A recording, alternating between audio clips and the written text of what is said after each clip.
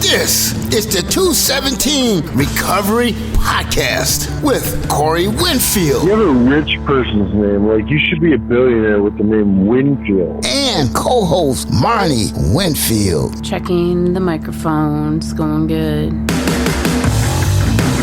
It is July 3rd, 2021. For my people in the South, it's July 3rd.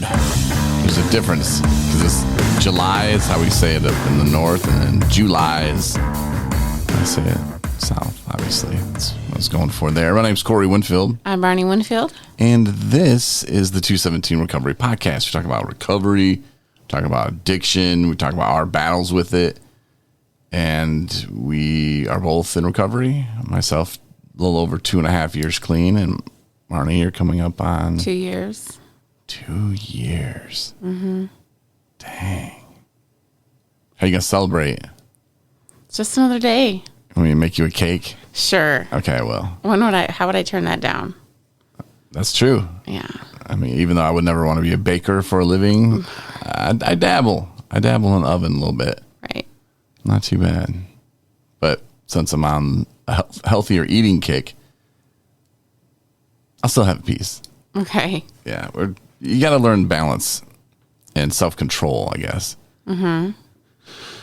It's hard, man. You're doing really good. Thank you. Dropping the LBs. Mm-hmm.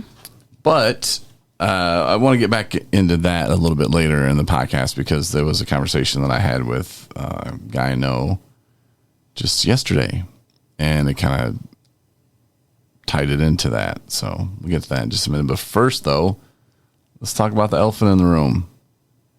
It's a holiday. Right. And it's a holiday where a lot of people drink. Mm-hmm. A lot of people using drugs. Mm-hmm. It's 4th of July, man. Yeah. A lot of get-togethers. Mm-hmm. This year might be a little different. It is on a Sunday. I don't know how many people have Monday off. I think treatment centers are taking it off. Yeah. Way to go. But I know the banks are. Mm-hmm. So I guess we are too. No, but it's one of those holidays, like I said, that could bring back a lot of memories, can get people slipped up. And for me, when I slipped up, I never stopped. Couldn't. Mm-hmm. You know, that's when I came to the realization if I can never drink or do any drugs again. Because it just didn't work. I tried so many times. Just doesn't. What do you do to combat the thoughts or memories from the past? Right. Well, I mean, I always try to remember that, first off, well, there's lots of things that whenever there's holidays, I mean, you have nostalgia, right? How many holidays do you remember that where there was big get-togethers? I don't know, big on 4th of July is like barbecues and, you know, obviously like parties with booze and whatever else. Meeting up with people you haven't seen in a long time. That was a huge trigger for me. Huge. Like I was totally vulnerable. And I recognize that, you know, these days I've reset my social circle. And so I don't have to, you know, I kind of like remove myself from those kinds of situations. But I mean, it's all based on the individual and where you're at with your recovery. And some people, I mean, you and I, we, don't have 4 kids. We haven't been married long. And for other people who might be, on the fence of, man, do I have an addiction? I don't know. I'm going to try to behave this weekend. This is the way some people would approach it. I'm just going to take it easy. I'm just going to drink beer this weekend because I don't want to get too out of control. That's fine too. But what I'm trying to get to is like, we don't have that other part of it that's relying on us. Like we have each other, sure, but we keep ourselves sober and the rest just kind of falls into line with more support. I support you, you support me. But we know that we got to do it ourselves. But I just couldn't imagine like being in active addiction and having a family and then like trying to do 4th of July with just cutting back. Mm-hmm. I think that would just eat me up, and I would probably like tell a wife or a loved one, whoever, I would say, well, yeah, I'm just drinking beer this weekend. And then, oh, hold on, I got to go to the car real quick. I would change over the laundry, and then I'd have a bottle in there. You know, I would still do the same thing, but just try to hide it. And that's, I mean, I kind of did something like that similar in the past. But I think if I would try to approach this weekend as I'm going to take it easy, it wouldn't. And I would just go down fighting with it. I was just drinking beer. Just drinking beer. That's how this is me. You don't like me. How we get confrontational with it. Right. I don't know why we do that. I guess we think that maybe if we get more confrontational, that people will believe us. I think at one time we thought that would work. Get angry, and then the conversation will stop. Yeah, and the bottom line is I'm drunk, and people don't like that. It doesn't matter how I got there. Oh God, they knew. I was boofing it. I never boofed it, but I'm saying, like, it didn't matter if I was drinking it, boofing it, whatever, pouring it in my eyelids. It didn't matter if I was drunk. I was drunk. People didn't like me when I was drunk. That was the problem. The problem wasn't how I got there. Yeah. It was the fact that I was drunk and nobody wanted to be around me. And I just thought, cool, I want to be around them. I got my cat. Which is a sad life. Sad life. Yeah. Much better life now. But I wanted to talk about, I got a call from a friend the other day, and he called me during the day, and he was talking with me, and, you know, he knows I don't judge him or anything, and, you know, he doesn't have to lie to me. So he was like, yeah, man, I've been drinking again, and it's not good. I can't figure out why I keep going back to it. This time I'm drinking Mike's Hard Lemonade, you know? I was like, oh, Jesus.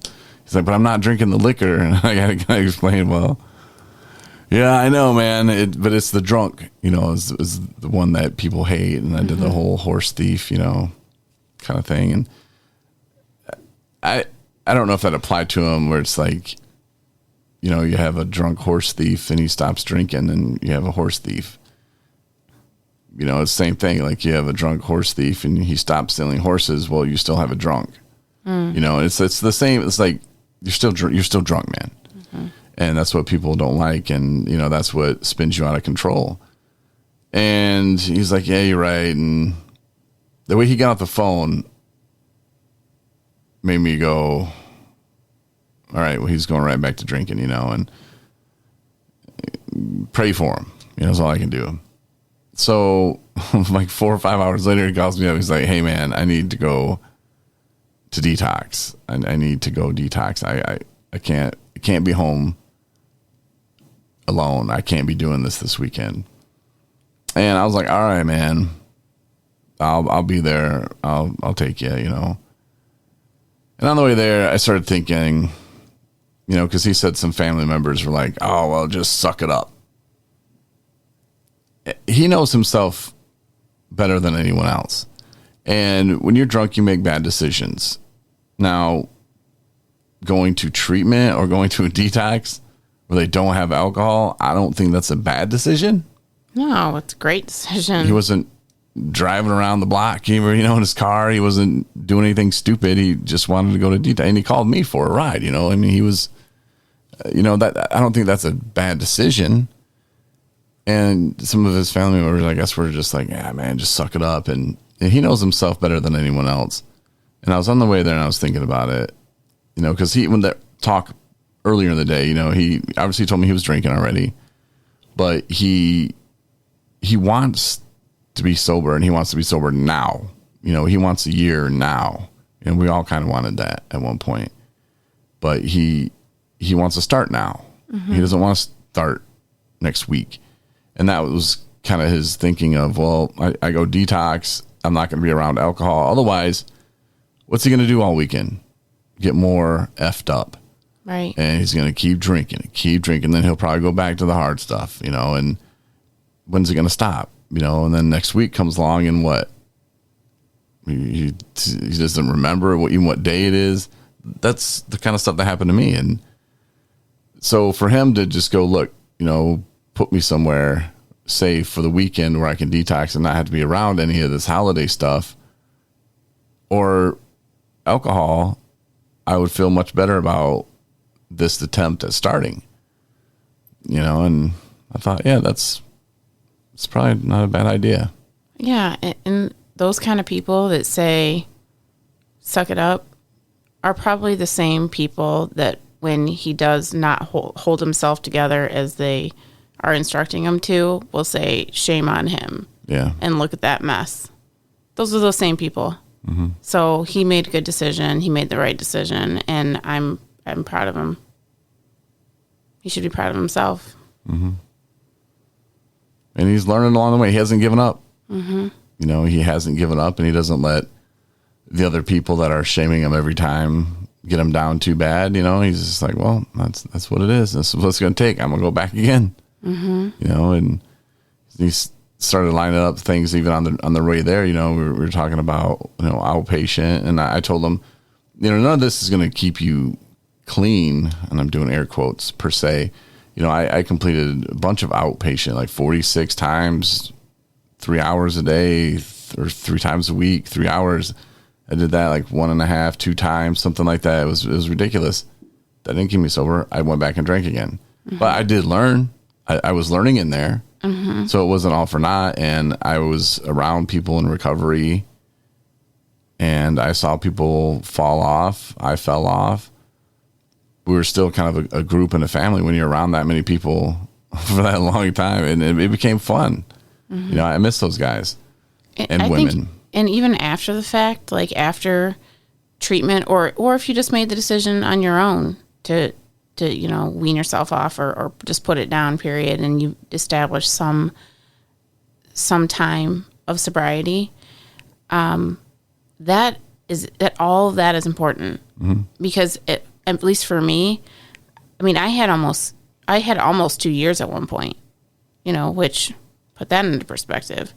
But I guarantee you, the times that I was up and down after that, when I was in my bottom, at least I knew I had it in me somewhere that I could get to that. I could get to a point where I was okay with myself without drugs and alcohol, and it was maintenance of my, my spiritual self, or my commitment to my program, all the things that kept me on the right track. That's what I lost. That's what I lost. That's what made me relapse. But I could do it. I know I could do it. And I had that to draw back on, So we had this conversation that actually got brought up to me at a meeting the other day. And a woman was saying, do you think I should go back? Should I go back and get my key? What key tag should I get? She was confused about if she could go back because she had one relapse. She had a relapse or lapse or whatever the difference is. And I said, I can't give you the answer to that. Only you can decide if you feel like, that set you back enough to where you don't want to count the days that you had. Or I said, for me though, I was humble. I picked up my, new coin, my 24-hour coin, and I went on from there. That doesn't mean that I didn't stay sober those 30 days before that. I did. But I always just try, I keep track of from the day that I haven't had a drink or drug. That's what I count. But the coin and the tags are for continuous days of sobriety. Right. It kind of says in the name there, and people do the whole PC thing, and it's what you decide, and sure, and it is. But more so, it's not any of our business. Right. That's why I said, don't ask me. I can't tell you what as you much feel as I would comfortable doing. love to judge what everybody else does, I just don't have time for that. Right. And like you said, for you, it had continuous days, and I count the same. Yeah. I said, I don't feel like it should work that way. So I would, if I was you, I would say, go and pick up your new key tag, because this is a new, fresh start for you. And that's what you need to focus on, is your future. And it's funny that you bring this up, and this is the first time I've ever thought about it. But I remember one time I had a relapse, and I want to say it was like 4 months or so. I had a little bit of time clean, and my mom was kind of keeping track too. And I thought, oh, damn, she's going to ask me about what month I'm on and this and that. And I'm going to have to tell her, oh, I'm on day 4 And I ended up like just blowing it all up so everybody knew, you know, like, but I justified it like, well, they're going to know sooner or later. I might as well go out in style. Yeah. Bad decision. Horrible decision. And like when people are starting to go to treatment or getting ready to go to treatment and they're like, well, I'm going to go out with a blaze of glory. Always. You see that so much. That's just stupid. I don't think I've ever did that. I was already at the hospital. And they're like, you want to go? And I'm like, yeah. Mm-hmm. Or I got out of jail and was waiting around, you know, and then I had to go. But yeah, I never did the whole, let's do one more. I mean, that to me right there is a bad sign. Like, has anyone ever said that and then went to treatment and then never drank or used again? I don't know. Probably, but the odds are very, very, very, very low. I would just assume. Mm-hmm. Because to me, that just kind of screams, not ready yet. And then for someone to even ask, you know, what should I do? Should I get my 5-month coin? You know, I would just say, it's an honest program, man. Do what you need to do. Because that's kind of like, it just seems like, and again, I said I don't have time to judge other people's, but I'm just looking at the situation of if someone were to do that, if I were to do that, I think I would feel like I'm cheating myself. I got away with one. You know, and to be honest, no, I did drink, and this is if the key tag was for a bunch of sober days in a matter of 4 months, then sure, go ahead and get it. But yeah, I just think that's when you start trying to cheat and be cute with things. For me, that never worked out. Yeah, and and it is. I mean, it's important. I feel like I think they're neat. You know, a lot of people put a lot of value on them. Granted, it's just sometimes just a plastic coin, right. Plastic key tag, you know, but it means a lot. There's obviously a lot of, you know, value that it has to individuals as a person. But some people don't count days. Yeah. Some people just are grateful and, you know, just keep on keeping on. Mm-hmm. They're like, I don't know how many days I have. I mean, I couldn't tell you how many days. I don't have the app like some cool people that I know. Oh, is that a question? Is that what you're asking me? Is how many days you have? No, I'm just saying I couldn't tell you. I was like a roundabout kind of have an idea. Yeah. Oh, so if you were a guessing woman, how many would you guess you had? Let's see. 347. 347? Mm-hmm. Oh, sorry. How many days are in a year? I'm sorry. No, okay. I was trying to think about when my anniversary is. Math is hard. Okay, so let's see. 700 and something. Okay, closer. 673. Okay. That's more than a year. Mm-hmm. Well, I'm sorry. I was trying to figure out when my anniversary is and subtract, but you saw me going for the laugh button, and you're like, "Oh no, what did I just say?" My man Jamie, he's got 138. I have him in my phone too. Yeah, congratulations, Jamie. He wants to start a podcast, and Jamie's he's going really well, man. That's good. And I think he's got honest with himself. He's not embarrassed or ashamed of the person he is today. It's one of those looking back moments where he did call me last week and was like, man, this dude called me. He's got this. How come I don't have this? I was like, well, probably because you were drinking. Mm-hmm. You know, like, I don't know. Like, how'd you get to this point, Jamie? What was it, the alcohol, you know? And he's like, yeah, but I had money then. You thought you did. You know, look at what you could have done with your money, but that's fine. You're here for a reason, and God has a plan for you. He didn't want you to have all that money, Jamie. You probably would be dead by now. Right. Yeah. I got 931. Nice. Yay. So yay for us. But the dude who I was talking about, we were on the way there, and he was in treatment with me. The last time I was in treatment, I was actually his mentor, which I guess it just kind of carried over out of treatment as well, which I don't mind. I like him. But he said in treatment, I was always talking about hitting the wall. I want to hit the wall. I don't want to hit the wall. I want to hit the wall. And that's something that always would trip me up too. You know, the whole pink cloud, or what do they call it? honeymoon period or whatever. Mm-hmm. That's a couple weeks to a month or so after, you quit using. You like, wow, like your body starts feeling good. You're just like, okay, this is good. Everything's going great. And then you want everything to change in a day, and it's not changing.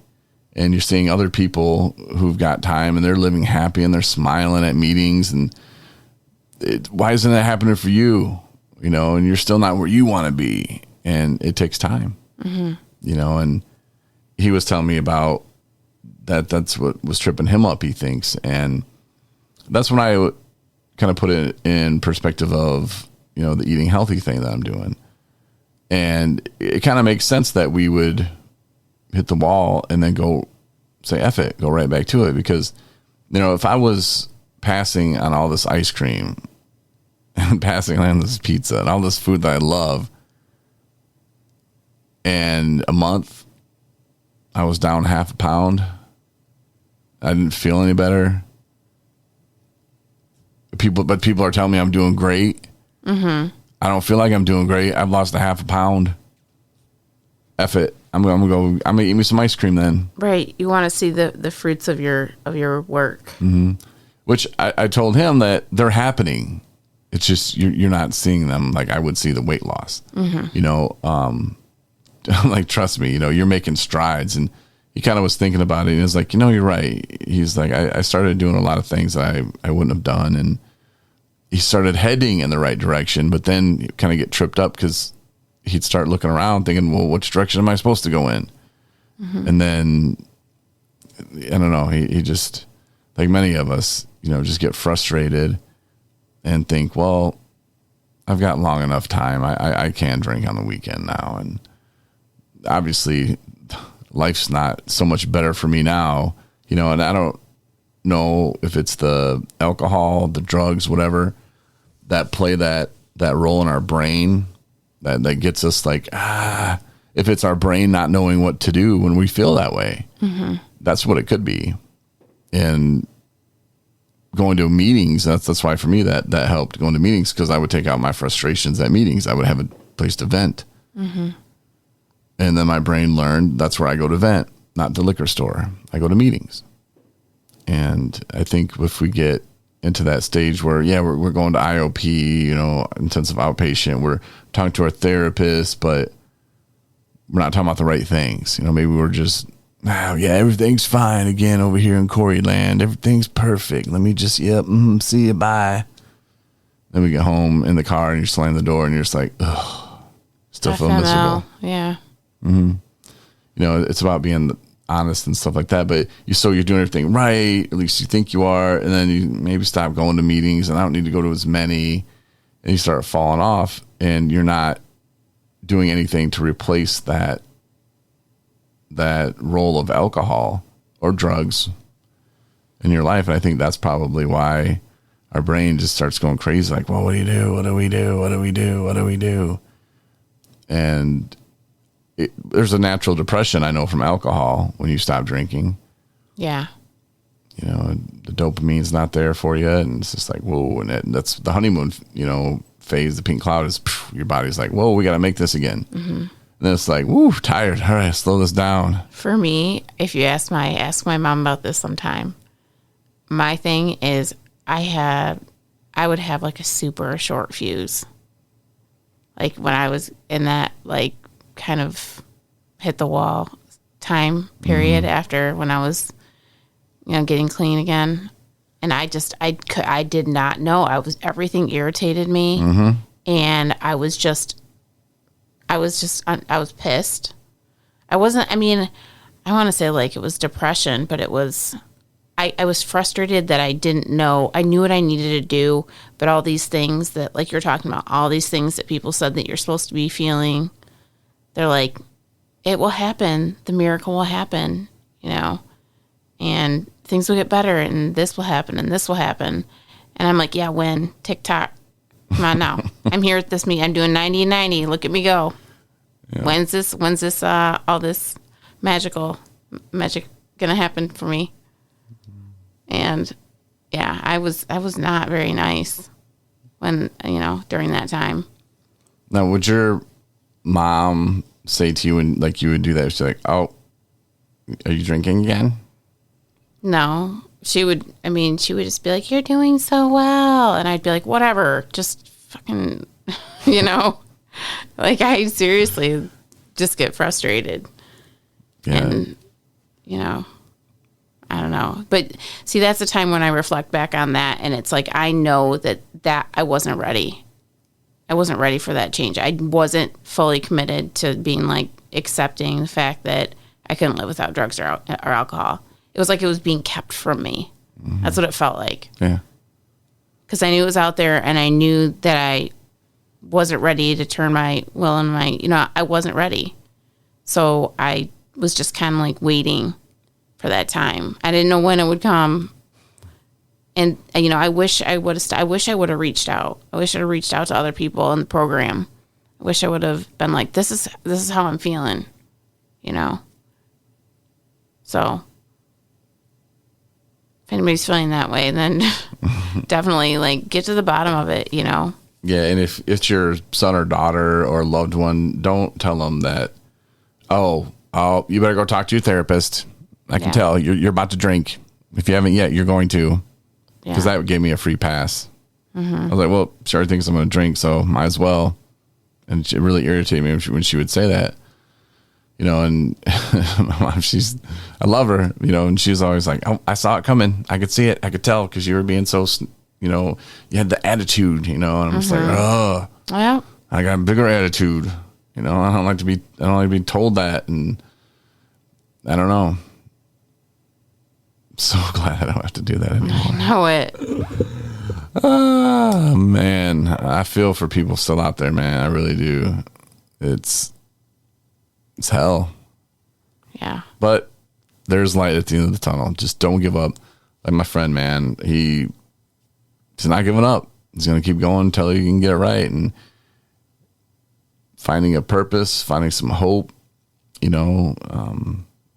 just something to keep you going. It doesn't matter if you go to treatment 100 times, and go to outpatient, see your therapist. If you're doing the things that you need to be doing, and that's something that Jason, what I always say at Sober Living, Jason and Beck, he'd say, man, if you're doing the things you're supposed to be doing, you're not going to have time to go get messed up. You're not going to have time to go do drugs. You're not going to have time to drink.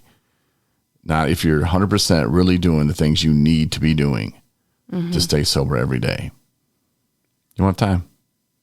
And he was right.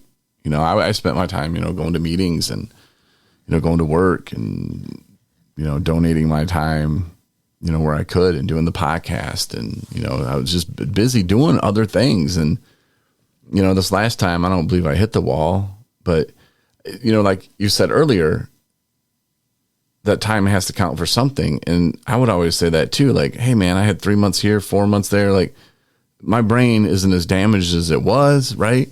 Like it didn't go all the way back to reset to 20 years of drinking because I drank for a weekend. Right. Now my sober time did, in my opinion, of course, but no, my brain had been healing, and that's, I think, part of the process too. We can't be in a car going 200 miles an hour and just hit the brakes and expect, we're going to stop right along with it. No, we're still going to be going 200 miles an hour, and I think our brain's kind of like that too. But if you gradually slow it down, pump the brakes a little bit, give it some time to catch up, and with that clean time in between whatever's there with our use, I think that clearly has to help. Oh yeah, for sure. So it took me 3 years of in and out and battling and brah. But yeah, when you get it right, man, it feels so damn good. And I wish that for everybody. Oh, Recovery Zone rally. I want to talk about that too. Yay. Because I'm supposed to do video. And I still haven't done it yet. Because I wanted to do I don't know what I'm thinking. I think I'm stalling. I thought you had it all figured out on what you wanted to do. I did. And then I had Tyrone kind of help me with that. I don't know. I don't think that's... I think take a different angle. Still do the video, just take a different angle. The nuts and bolts of it all, I think you had it figured out what you were going to do. You know, and I went and recorded some dude in the mall and some chick in the mall, and that was it. Like, nobody else would talk to us. Because my assistant was being a little weird. Mm-hmm. Kinda. But anyway, I don't know. I don't know what I'm going to do. But they're wanting the video. They're like, yo, do a video. Okay, I'll do the video. Should I just say, hey, come? Should I do it like I would do like a radio spot almost? Like, hey, this is Corey. I think that'd be great. Come see us. We'll be out at the Recovery Zone rally on the 24th of July. And you have to be in it too then, because you're part of the podcast. Sure. And I'll be like, listen to me speak for 8 minutes. Should I set like a time? I'm telling you, they have to set a time for me. If they don't, I will talk all day long. People will be falling asleep. I'm like, who asked you to do it? Well, I don't know. I just showed up on the flyer. I know. No. Who asked you to do the video? Yeah. You volunteered. No, they just said, hey, we'd like you to do a video. Okay, just promoting the event like the other people are doing. Mm-hmm. Kind of like everybody's doing it but me. Oh, well, what do theirs look like? I don't know. I haven't seen them. Oh. Well, I think I saw Drew Hicks's. He was just like, hey, what's up, man? Come out. Yeah, you're going to see it. It's going to be a huge time. Fun. Yay. So just do something like that. Except he put like words in it instead of just what I just right. did. Yeah. But that's the thing. I don't want to do it just like that. I don't want to do it like other people. I want to do it like, I don't know. Well, we'll think about it. Yeah, so I got to do that video, but it is the 24th of July, which is what, 3 weeks away, something like that. 4 weeks, 3 weeks, 4 weeks. I don't know. From right now, today is 3 weeks because the event will be happening 3 weeks from right now. Yeah. Like we'll be like going back to the hotel room, going to bed. Like, oh, I'm so exhausted. I'm telling you, you're going to be so exhausted. Mm-hmm. I can't wait. It takes a toll. When you talk to like people over and over, it beats you down. I'm excited for it. Your brain will be fried, but it's going to be so much fun. And I asked Jewel to send me like a layout of what was going to be there and who was going to be there and who we're going to be by, so we can kind of walk people through it, but it's going to be at the middle school in Paw Paw, Michigan. And I think it's from 10 a.m. to 10 p.m. or 11 a.m. to 10 p.m. I don't know. The flyer's at 217recovery.com, and there's a link for all the info as well. Because they actually added some people. I got to get the new flyer up there. But I know for us, all I can speak of is us. We're going to have a podcast going on a few times, probably going to do some live podcasting from there. And we have cool name badges. We do, people. Yeah. And when we went to the UFAM rally back in 2019 in Lansing, those things were a hit, man, because what do you do when you show up at a new place? You want to know people's names. Well, they got a 217 recovery sticker. It's a name badge. Like if you showed up for... It's a hello, my name is badge. Yeah. And we'll write your name on there for you, or you can write it on yourself, whatever. And boom, there you go. Introduction's done. I don't know. It was a huge hit, so I'm sure it'll be a huge hit there too.